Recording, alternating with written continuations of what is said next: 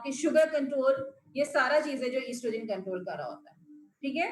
It is mainly anabolic hormone. Anabolic जो body को develop करता है, बॉडी को बना रहा होता है, तो estrogen is the very much important anabolic hormone, ठीक है।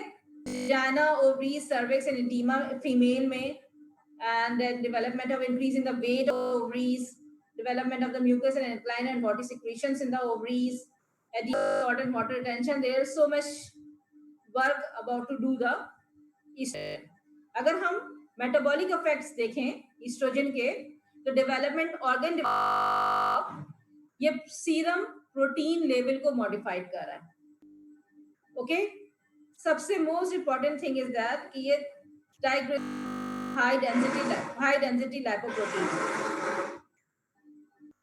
High density lipoprotein is the beneficial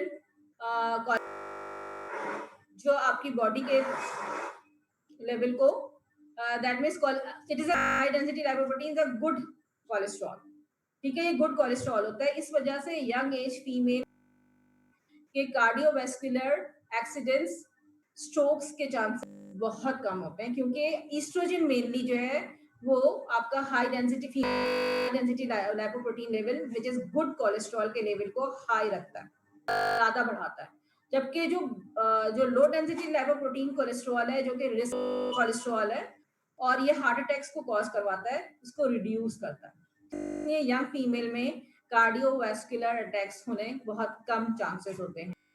nutritional absorption in the GIT बढ़ाता है और बोन की रीअब्जॉर्प्शन को रिड्यूस करता है, यानी बोन स्ट्रॉन्ग करता है, बोन की डिस्ट्रक्शंस को रोकता है एस्ट्रोजन।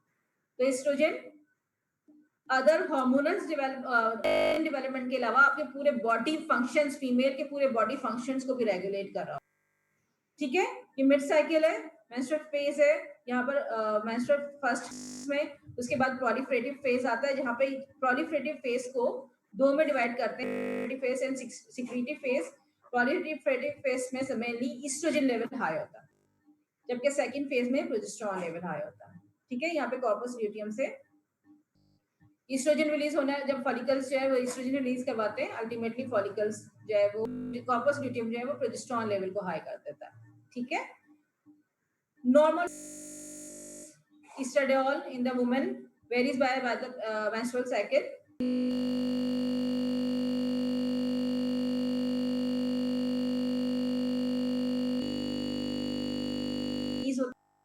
जबकि पोस्ट मेनोपॉजल लेवल इतना कम हो जाता है, it is up to 0 to 40 pg per ml, ठीक है।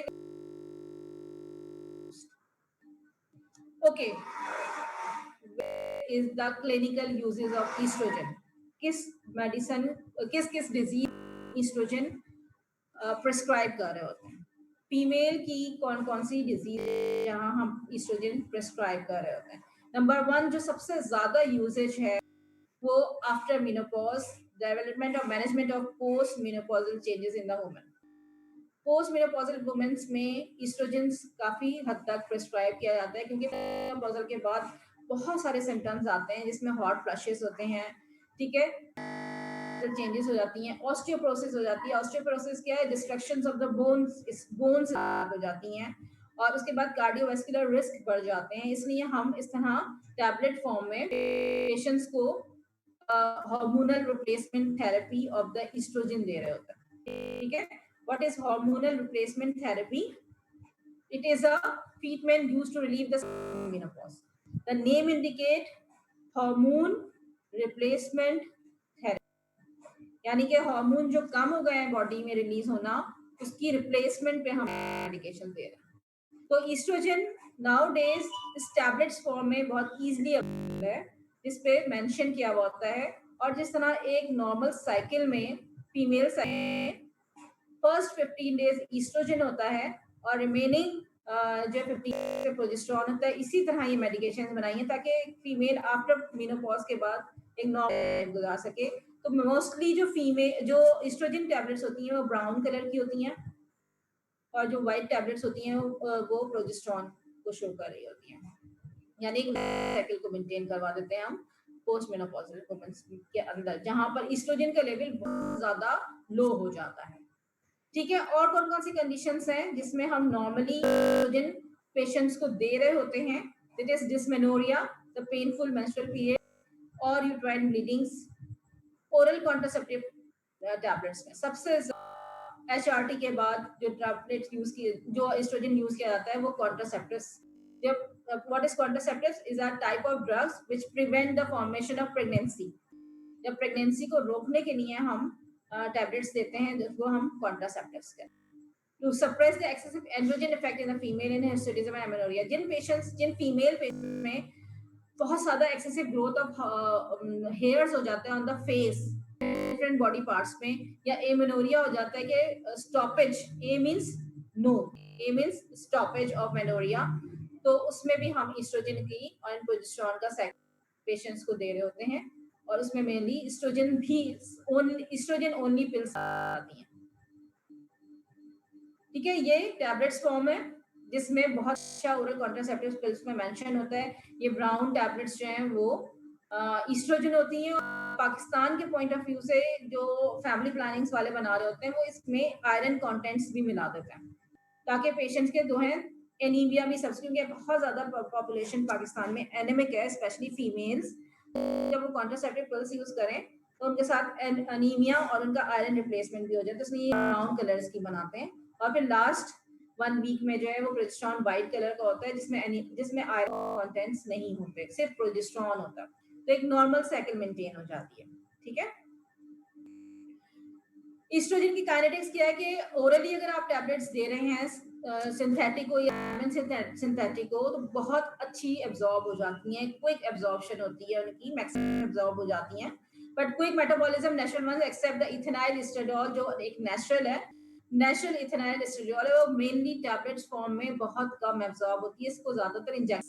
सिंथेटिक और सेमी सिंथेटिक एस्ट्रोजन जो अवेलेबल है वो बहुत अच्छी ओरली एब्जॉर्ब हो जाती हैं। Nowadays, another type of route of administration of drug, that is transdermal patches available. Patients tablets रोजाना नहीं पाती, इंजेक्शंस नहीं लगा पाते, तो ये बहुत इजी होता है, स्पेशली इलिटरेट जो पेशेंट्स होते हैं, गांव की औरतें होती हैं, उनमें हम जो है ना ये ट्रांसडर्मल पैचेस लगा देते हैं, जो 1 मंथ एक पैच होता है, 1 मंथ के बाद उसको निकालना होता है। तो ये बहुत अच्छा इजिली लोगों के लिए बहुत इजीली ट्रांसडर्मल पैचेस, और इसकी एब्जॉर्प्शन भी बहुत अच्छी है, तो हम इस तरह रूट ऑफ एडमिनिस्ट्रेशन में दे देते हैं। It is bound to the plasma protein conjugated by the glucuronic acid and excreted in the urine, excrete हो जाता है यूरिन में। हेपेटो सर्कुलेशन यानी कि मेटाबॉलिज्म इसका नीली अवेलेबल है, जब अगर आप ओरल टैबलेट्स देंगे तो इसका लिवर मेटाबॉलिज्म है। ओके, ईस्ट्रोजन प्रिपरेशंस में ओरल प्रिपरेशंस अवेलेबल हैं, पैरेंटल अवेलेबल हैं, इंजेक्शंस फॉर्म में भी अवेलेबल हैं। Preparations are available in the tablet in the injection form. Estradiol 0.01 बहुत ही मिनिमम अमाउंट में ईस्ट्रोजन दी जाती है। अगर आप बहुत एक्सेसिव अमाउंट में पोस्ट मेनोपॉजल ईस्ट्रोजन देते हैं तो CA uterus, cancer of uterus के चांसेस बढ़ जाते हैं। कंसीडर कि is a very much small in amount. Maximum dose जो होती है वो 1 मिलीग्राम टैबलेट पर डे से जाती है, इसके ऊपर नहीं देते। ठीक है, कॉन्जुगेटेड एस्ट्रोजन जो है वो 1.25 मिलीग्राम्स है। डिसफंक्शनल यूट्राइन ब्लीडिंग में 0.1 milligram tablet to convert the estrogen estradiols menstrual एक टैबलेट अवेलेबल है, वो देते हैं। यानी अगर हमने पोस्ट मेनोपॉजल वुमेन्स को हार्मोन रिप्लेसमेंट थेरेपी देनी है तो हम 1 मिलीग्राम से एक्सेसिव नहीं जाएंगे। ओरल कॉन्ट्रासेप्टिव्स में देनी है तो भी हम बहुत मैक्सिमम डोज नहीं देते हैं उनको। ठीक है, डिसफंक्शनल यूट्राइन ब्लीडिंग में हमने ईस्ट्रोजन देनी होती है, हमने जो है hot flashes female post menopausal patient को देनी होती है। ऑस्टियोपोरोसिस जो फीमेल की ब्रिटन बोन्स हो जाती हैं, बोन्स टूट जाती हैं, उसमें हम कैल्शियम सप्लीमेंट्स के साथ ईस्ट्रोजन कंबाइन करके दे रहे होते हैं ताकि उनकी बोन्स डिस्ट्रक्शंस ना हो, क्योंकि इसमें बहुत एक्सेसिव प्रेडिक्टिव फ्रैक्चर्स होना शुरू हो जाते हैं, तो इसलिए हम उनको ईस्ट्रोजन का वेरी लो डोज हम कैल्शियम सप्लीमेंट देते हैं ईस्ट्रोजन। ठीक है, तो ईस्ट्रोजन हम इतनी सारी ट्रीटमेंट में दे रहे होते हैं। टैबलेट्स फॉर्म में अवेलेबल है, एस्ट्राडियोल टैबलेट्स अवेलेबल है, पैचेस फॉर्म में अवेलेबल है। इस तरह एक छोटा सा पैच होता है, ठीक है, और इस तरह ये रैप हुआ हुआ होता है, सिक्योर हुआ हुआ होता है। इसको आप एक पैच खोलें, इसमें डोज लिखी हुई होती है, 0.5 मिलीग्राम या 1 मिलीग्राम का पैच है, इसमें आप इसे लगा लेते हैं। ठीक है, ये पैच हमेशा चेंज करके लगाएं। एक पेशेंट को बोले कि ये जगह मुख्तलिफ लगाते हैं। आज दैट मीन्स कि अगर कुछ कार्डिक पेशेंट्स के लिए भी ये बहुत सारी मेडिकेशन अब पैचेस में अवेलेबल है। तो पैचेस का ये होता है कि पेशेंट से कहते हैं कि कभी आपने फोर आया है, फोर आर्म पे लगाया है, तो अब सेकंड दूसरे हैंड के फोर आर्म पे लगाइए, कभी थाई पे लगा लें, कहीं ना क्योंकि फिर से सेलुलाइटिस भी हो जाता है, ये एरिया रेड हो जाएगा, इचिंग होने लगेगी। तो हमेशा पैचेस जो है वो डिफरेंट साइट एरिया पे लगाना चाहिए। जब आपको रिमूव करना है, जितने दिन का लगाया है उतने दिन लगाएं, बाद उसको रिमूव करके दूसरी जगह लगाएं, ताकि जो है यहाँ पे सेलुलाइटिस के चांसेस कम हो जाए। ठीक है, ट्रांसडर्मल पैचेस हैं 5 to 10 एंड 20 स्क्वायर सेंटीमीटर के हिसाब से ये साइज जाता है। इस साइज में अकॉर्डिंग टू दैट दवाई होती है, मेडिकेशंस अवेलेबल है।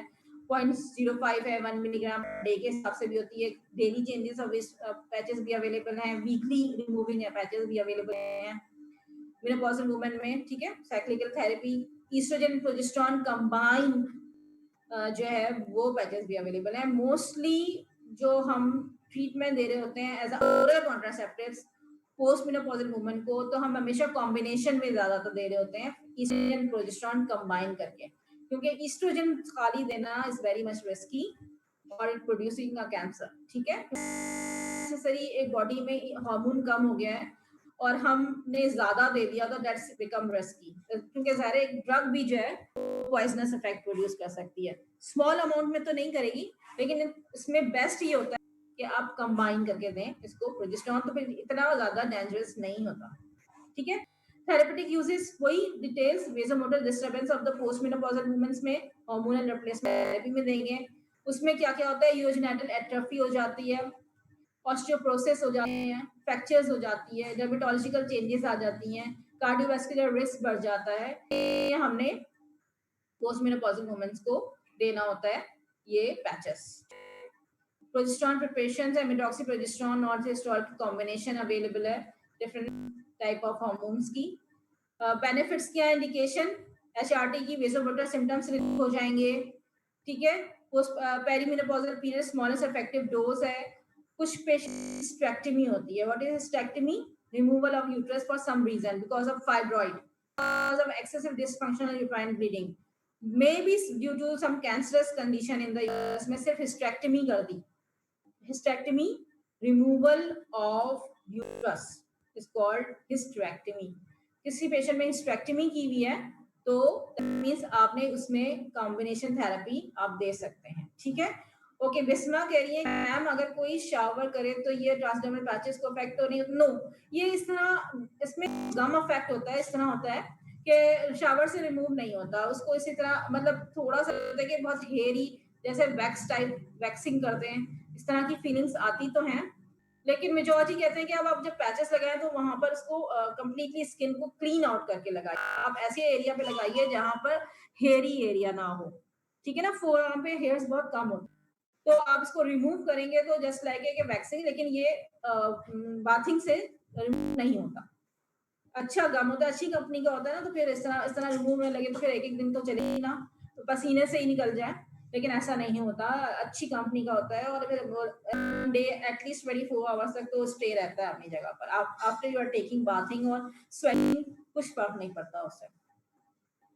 ठीक है, हमने स्पेक्टमी पेशेंट्स को दे दिया, ईस्ट्रोजन ओनली दिया, यंग वुमेन को प्रीमेच्योर मेनोपॉज हो गया उनको दे देते हैं, ऑस्टियोप्रोसिस में देते हैं। क्या है कि मेनली अगर आप ईस्ट्रोजन पेशेंट्स को दें, स्पेशली पोस्ट मेनोपॉजल को, तो ये यू कांट कंसीडर इट कि इससे कंप्लीटली और 100% कार्डियोवास्कुलर रिस्क खत्म हो जाएगा, ऐसा नहीं है। ठीक है, ये कि सम प्रोटेक्शंस तो मिलती है, क्योंकि ईस्ट्रोजन मैंने बताया पीछे कि वो जो है आपका हाई डेंसिटी लाइपोप्रोटीन बढ़ा रहा है, लो डेंसिटी लाइपोप्रोटीन कम करे, इतना काम तो वो करेगा, लेकिन फिर भी कार्डियोवास्कुलर रिस्क के लिए आपने side by side, hypertensive patient है, एक फीमेल पेशेंट जिसका ब्लड प्रेशर बहुत ज्यादा बढ़ा हुआ है, हाइपरटेंसिव है, साथ साथ इसको जो है वो मेनोपॉज भी हो गई है, तो फिर आप जो है इसको कॉम्बिनेशन थेरेपी ईस्ट्रोजन की दें, हाइपरटेंसिव की ट्रीटमेंट भी देंगे। ऐसा नहीं होगा कि उसका हाइपरटेंशन ठीक हो जाए या उसका स्ट्रोक के चांस कम हो जाए, ऐसा नहीं है। हम एडजुवेंट थेरेपी के तौर पर ईस्ट्रोजन प्रोजेस्टेरोन देते हैं। इसी तरह इस तरह ऑस्टियोप्रोसिस को, अगर ऑस्टियोप्रोसिस हो रहा है पेशेंट में और बोन बहुत ब्रिटल हो रही है, फ्रैक्चर हो रही है, तो हम सिर्फ एस्ट्रोजन देके उसकी ट्रीटमेंट नहीं कर सकते, हमें साथ में बोन की सप्लीमेंट्स भी देनी है। रिस्क कम हो जाएगा ऑस्टियोप्रोसिस का एस्ट्रोजन देने से, लेकिन 100% क्योर नहीं होगा। तो जो कॉजेज है ऑस्टियोप्रोसिस के, उसको तो ट्रीट करना ही है। कैल्शियम सप्लीमेंट्स देनी है, बोन सप्लीमेंट्स देनी है, साथ आप एस्ट्रोजन दें तो थोड़ा सा आपको, यू कैन कंसीडर कि 75% ऑस्टियोप्रोसिस के काम हो जाएंगे। ठीक है। Increase the risk of breast cancer and migraine, तो ये मैं अभी आप बताती हूँ, कॉन्ट्रासेप्टिव्स में आप पढ़ेंगे कि उसके अगर आपने दिया तो क्या होगा। Low dose oral contraceptive pills having 35 micrograms or less of the estrogen, very small amount, only 35 micrograms of estrogen, low dose. ठीक है, the pills are both safe and effective. जितनी कम अमाउंट होगी ना एस्ट्रोजन की, उतना अच्छा और बेनिफिट इफेक्ट्स आएंगे और रिस्क ऑफ कैंसर कम हो जाते हैं। Okay, these all okay. आपने एस्ट्रोजन सप्लीमेंट्स कहाँ देना है। कुछ ड्रग्स ऐसी हैं जिनको हम कहते हैं एंटी एस्ट्रोजन, ये भी आजकल मेडिकली बहुत ज्यादा यूज हो रही है, एंटी एस्ट्रोजन। इसको हम कहते हैं SERMs। ये SERMs बहुत याद करें, इसमें बहुत एमसीक्यूज आते हैं। ठीक है, SERMs पे, that is called selective estrogen receptors modulator. अब फीमेल की बॉडी में जो ईस्ट्रोजन के रिसेप्टर्स मौजूद हैं, ठीक है, ये मैंने बहुत दफा बताया है कि हर ड्रग के रिसेप्टर्स मौजूद हैं बॉडी में। आप एक पेशेंट को जब आप हाइपरटेंसिव पेशेंट के लिए जब मेडिकेशंस देते हैं, तो उसके रिसेप्टर्स इस तरह, वो ड्रग इस तरह डेवलप की गई है कि उसके रिसेप्टर्स जो है वो वेसल्स को डायलेट करना है, वेसल्स पूरी बॉडी में, पूरे मसल्स पे उसके रिसेप्टर्स नहीं है। हर ड्रग के स्पेसिफिक रिसेप्टर्स हैं। अगर आप एक specific oestrogen selective drugs they रहे हैं, तो वो एस्ट्रोजन के रिसेप्टर्स पर ही जहां जहां उसको अपना इफेक्ट प्रोड्यूस करना है, वहीं जाके ही अपना इफेक्ट प्रोड्यूस करेगी और वहीं जाके वो अटैच होगी। तो हम कहते हैं सेलेक्टिव एस्ट्रोजन रिसेप्टर्स मॉड्यूलेटर। और मॉड्यूलेटर्स क्या है कि हमारी मर्जी है कि एस्ट्रोजन के लेवल हाई कर दें या हमारा एस्ट्रोजन का लेवल बिल्कुल बंद कर दें। हमने ऐसी मेडिकेशंस बनाई है फार्माकोलॉजी में, दैट इज कॉल्ड SERMs। ठीक है, अभी मैं और बताऊं तो आपको समझ में आएगी बात। एंटी एस्ट्रोजन एक ड्रग हमने बनाई है, that is called anti estrogen. नाम शो कर रहा है कि वो एस्ट्रोजन के रिसेप्टर्स को ब्लॉक कर रही है। ठीक है, सिंपल इज दैट। कुछ ड्रग्स हैं जो हमने एंटी एस्ट्रोजन बनाई हैं, सेलेक्टिवली हमने कुछ ऐसी ड्रग्स बनाई हैं जिसको एंटी एस्ट्रोजन है। ठीक है, estrogen antagonist, estrogen blockers, class of drugs prevent the estrogen like estradiol, biological effects. हमें क्यों एस्ट्रोजन ब्लॉक करने की जरूरत पड़ती है? यंग फीमेल्स में हम ये ड्रग्स भी यूज करते हैं जिसमें हमें some time estrogen receptors block करने की जरूरत पड़ती है। क्यों? Because of treatment of infertility. Because of treatment of infertility के लिए हम आजकल जो बेस्ट ड्रग यूज कर रहे हैं वो ड्रग है एंटी एस्ट्रोजन। ठीक, आपके लिए शॉकिंग भी होगा थोड़ा सा कि ये सुन के कि एस्ट्रोजन तो ज्यादा बेनिफिशियल इफेक्ट प्रोड्यूस कर रहा है। ठीक है, ड्यू टू एक्सेसिव रिलीज, देखिए एक्सेसिव रिलीज ऑफ एस्ट्रोजन के चांसेस बहुत कम होते हैं। गोवेन के एस्ट्रोजन बहुत ज्यादा रिलीज हो, बहुत कम चांसेस होते हैं। लेकिन हमें जो है ना कुछ ट्रीटमेंट्स देने के लिए एस्ट्रोजन को स्टॉप करना है। क्यों स्टॉप करें? क्या होता है, एक मैंने आपको बताया था पीछे कि नेगेटिव फीडबैक जारी होती है इनहिबिशन थ्रू, जिससे ये होता है कि luteinising hormone, follicle stimulating hormone जब एंटीरियर पिट्यूटरी से ज्यादा रिलीज हो जाएगा, मतलब मींस नॉर्मल साइकिल में रिलीज होगा, तो एक इनहिबिन रिलीज होता है जिससे नेगेटिव फीडबैक आती है एंटीरियर पिट्यूटरी को, वो स्टॉप कर देता है release of luteinizing hormone and follicle stimulating hormone, कि वो एस्ट्रोजन, वो फॉलिकल को सिग्नल्स ना देके वो एस्ट्रोजन।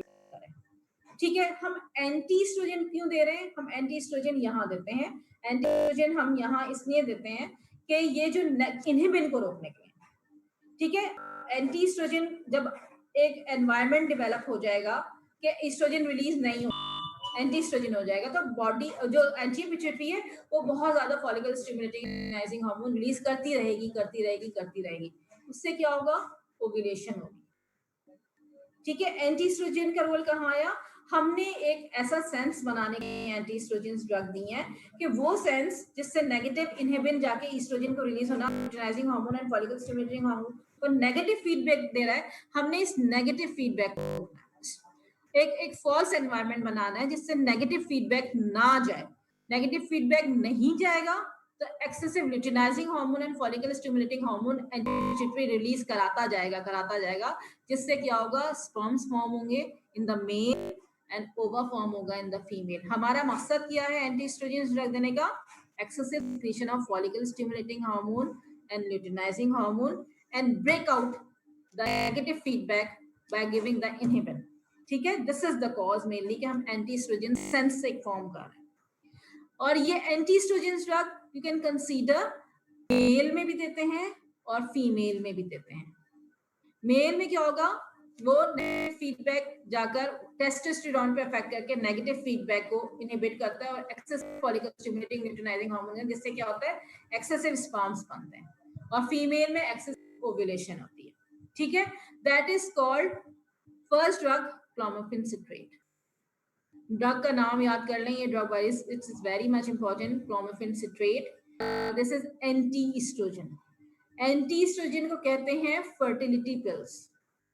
ये इनफर्टाइल कपल्स को दी जाती है जिसमें ओवुलेशन नहीं हो रही, इसमें मेल में स्पर्मोजेनेसिस, स्पर्म्स नहीं बन रहे हैं, वहां हम ये एंटी एस्ट्रोजेंस देते हैं। और एंटी एस्ट्रोजेंस जाके क्या कर रहा है, हमारा excessive secretions of follicle stimulating hormone and luteinizing hormone increase in amount of secretion of follicle stimulating hormone and luteinizing hormone at each secretory pulse mainly.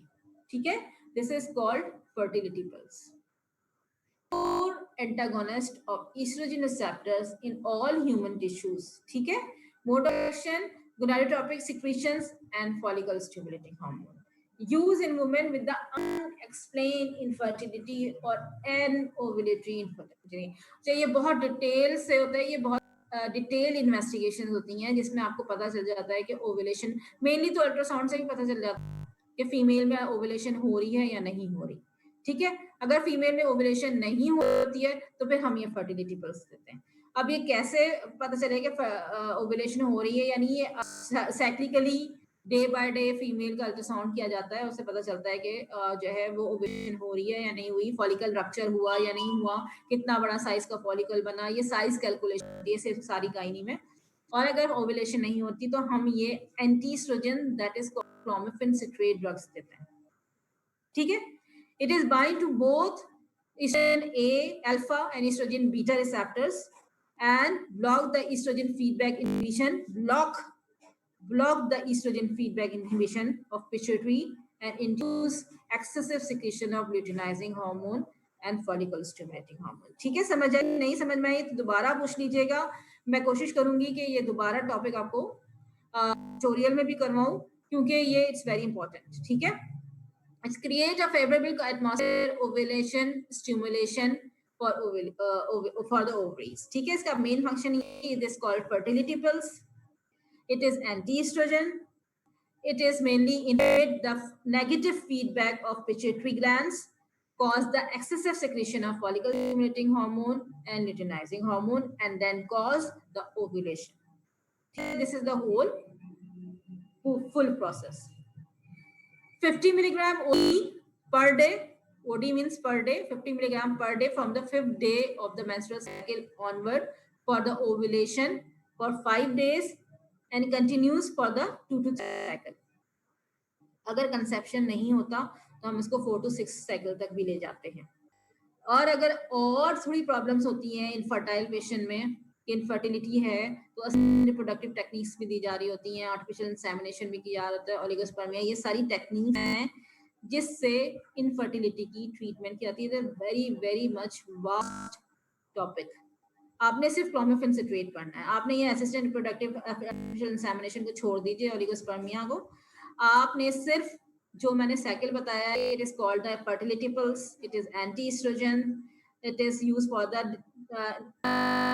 Negative feedback. ठीक है, और it is called the excessive secretion of luteinizing follicle stimulating hormone and it is used for the ovulation.